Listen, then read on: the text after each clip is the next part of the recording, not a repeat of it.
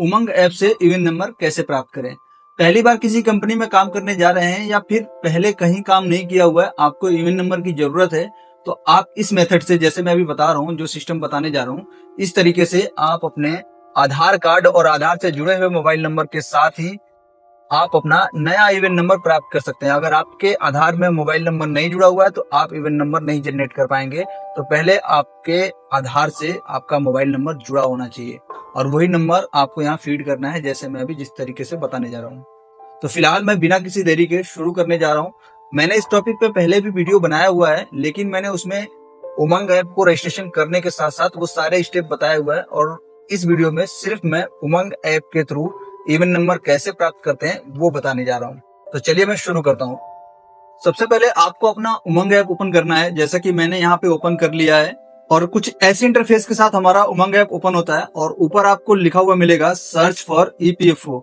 यहाँ पर आपको सिंपल ईपीएफओ सर्च करना है, या फिर नीचे भी लिखा हुआ मिल सकता है, तो आप सर्च करके भी देख सकते हैं ईपीएफओ, और तुरंत सर्च कर देंगे। सर्च करने पे डिपार्टमेंट्स में हमें ईपीएफओ मिलेगा और इस पर क्लिक कर देना है। क्लिक करने के साथ इस तरीके की इंटरफेस के साथ खुलता है, जिसमें व्यू पासबुक, रेस्ट क्लेम या फिर ट्रैक क्लेम और डाउनलोड इवेंट कार्ड, इस तरीके की डिटेल्स मिलती हैं। तो हमें इनको नहीं छेड़ना है। नीचे आएगी event service through face authentication, यहाँ क्लिक करेंगे। इवेंट अलॉटमेंट एंड एक्टिवेशन पर क्लिक करने के साथ एक ऐसी इंटरफेस खुलेगा जैसे कि आप अभी देख रहे हैं।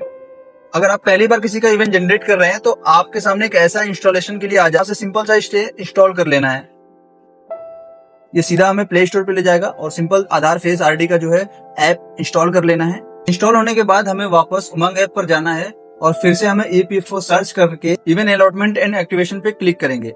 अब हमारे सामने फिर से वही चीज खुलेगी। वहां पे पहले हमसे एक ऐप मांग रहा था, अब नहीं मांगेगा। सीधा हमारे सामने एक ऐसी इंटरफेस खुलेगी जैसा आप देख रहे हैं। आधार नंबर डालना होगा यहाँ पे, साथ ही साथ हमें आधार से लिंक्ड मोबाइल नंबर डालना है। लिखा हुआ है मोबाइल नंबर लिंक्ड विद आधार, तो हमें ये डिटेल फिल करनी होगी। तो फटाफट मैंने आधार फिल कर लिया है।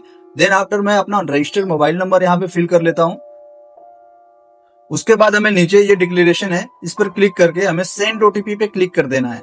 सेंड ओटीपी पे क्लिक करते ही अगर आपके पास पहले से ही इवेंट अलॉटेड है तो आपके पास उसके लास्ट के कुछ डिजिट आपके पास शो कर जाएंगे कि इस आधार से जुड़े हुए हमारे पास इवेंट अलॉटमेंट दिख रहा है, जो आपके पास ये डिटेल है। मेरा इवेंट नंबर पहले से ही जनरेटेड था, तो मैंने अपना फिल आउट करने के बाद मैंने आप लोगों को दिखा दिया है कि यहाँ पर मेरे 2 इवेंट जनरेटेड हैं। एक पहले पैन कार्ड से जनरेटेड था और दूसरा जो है मेरा आधार कार्ड से जनरेटेड है। हालांकि दोनों में ही मैंने अपना आधार लिंक किया हुआ है, इसलिए यहाँ पर दोनों ही दिखा दिया है उसने। अब चलते हैं हम उसकी तरफ जिसका पहले कभी भी इवेंट अलॉटमेंट नहीं हुआ है। तो सेम चीज करना है, इसमें आधार नंबर डालना है और आधार से जुड़ा हुआ मोबाइल नंबर डालना है, और साथ में डिक्लेरेशन है, इस पर क्लिक करना है और सेंड ओटीपी पे क्लिक कर देना है। यहाँ पे एक चीज बताना चाहूंगा कि कई बार यहाँ पे एरर आता है या कोई दिक्कत आती है, जैसे कि आपके पास ओटीपी नहीं आएगा या ओटीपी आएगा तो उसे वेरीफाई नहीं करेगा, या हो सकता है कि जब ओटीपी डालेंगे और वेरीफाई कर लेगा तो फेस रीडिंग में दिक्कत होगी। तो आपको वहां पर क्या करना है कि अपने फोन को एक बार स्विच ऑफ करके स्विच ऑन करना है, या ऐप को बंद करके दोबारा से ऐप को बंद करने का मतलब है कि ऐप को पूरा हटाना ही है। या फिर भी नहीं हो रहा तो आपको अपना फोन चेंज करने की जरूरत है, किसी और का फोन लेके आप अपना इवेंट अलॉटमेंट ले सकते हैं। इसके बाद एक चीज और बता दूं, अगर आपको लग रहा होगा कि एक फोन से एक ही इवेंट जनरेट होगा, तो ऐसा कुछ नहीं है। एक फोन से आप कई इवेंट जनरेट कर सकते हैं, इसके लिए कोई लिमिटेशन नहीं दी हुई है। आप जितने चाहें उतने इवेंट जनरेट कर सकते हैं। लेकिन एक आध बार अगर एरर आ चुका है, आ रहा है, तो आपको जो मैंने अभी पीछे प्रोसेस बताया है वो प्रोसेस करने की जरूरत है। उसके बाद आपकी जो दिक्कतें हैं वो दूर हो जाएंगी।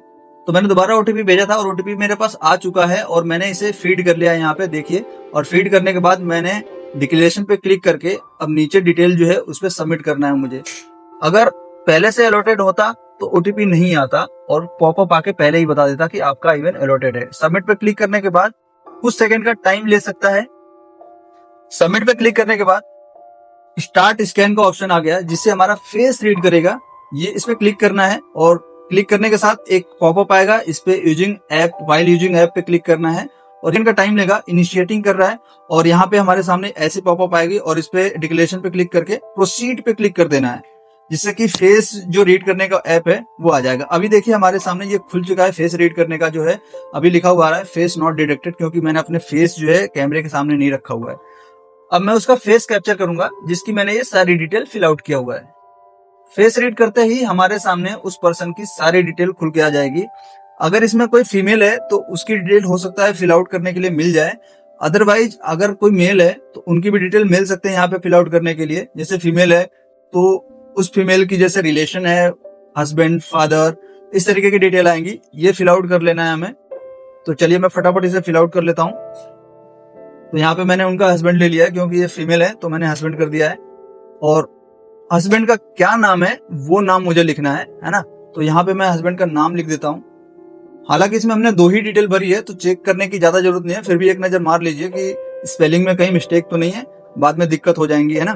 तो हमें क्या करना है आगे, जैसे ये डिटेल चेक हो जाए तो हमें नीचे जो दिख रहा है सबमिट बटन पे क्लिक करना है।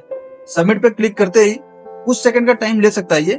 इवन अलॉट होने के बाद हमारे सामने इस तरीके का एक पॉपअप आ जाएगा जिसमें लास्ट के 4 डिजिट के इवन नंबर आपको दिख जाएंगे, और साथ ही साथ इसमें कुछ और डिटेल दिखेंगी जैसे कि लास्ट के 4 डिजिट का मोबाइल नंबर, है ना। साथ साथ आपके आधार से जुड़े हुए मोबाइल नंबर पे आपका इवन नंबर प्राप्त हो जाएगा, साथ में उसमें पासवर्ड भी लिखा होगा।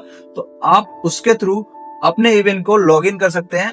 अब आपका इवन अलॉट हो चुका है, आप उसे अपने एम्प्लॉयर को दीजिए, अपने पास रखिए, या जो भी कोई मांगता है, अगर रिलायबल है, ट्रस्टी है, तो आप उन्हें दे सकते हैं। हालांकि इवन अलॉटमेंट होने के बाद अगर आप किसी को भी देते हैं तो उसका कोई मिसयूज नहीं कर पाएगा, ऐसा कुछ नहीं है, बशर्ते उसके पास पासवर्ड नहीं होना चाहिए। इस टॉपिक पे मैंने पहले भी वीडियो बनाया हुआ है, अगर किसी को उमंग ऐप रजिस्ट्रेशन कैसे करते हैं उसके साथ साथ ये पूरी प्रोसेस देखना है तो आप पूरे प्रोसेस को देख सकते हैं।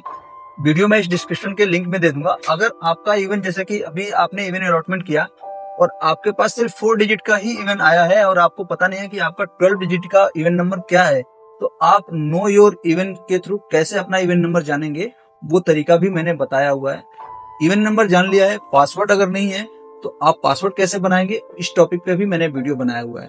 तो आप मेरे इसी वीडियो के डिस्क्रिप्शन में जाके उन सारी वीडियो को देख सकते हैं जिनका मैं लिंक दे दूंगा नीचे। अगर अभी तक आप इस वीडियो में बने हुए हैं तो लाइक और सब्सक्राइब करके जाओ यार, क्योंकि आपके लिए घंटों मेहनत करने के बाद ये वीडियो बनती है और तब जाके आपके सामने इस तरीके की वीडियो प्रेजेंट होती है। तो मिलते हैं एक नई वीडियो के साथ, जब तक के लिए जय हिंद, वंदे मातरम, राधे राधे, जय श्री कृष्ण दोस्तों।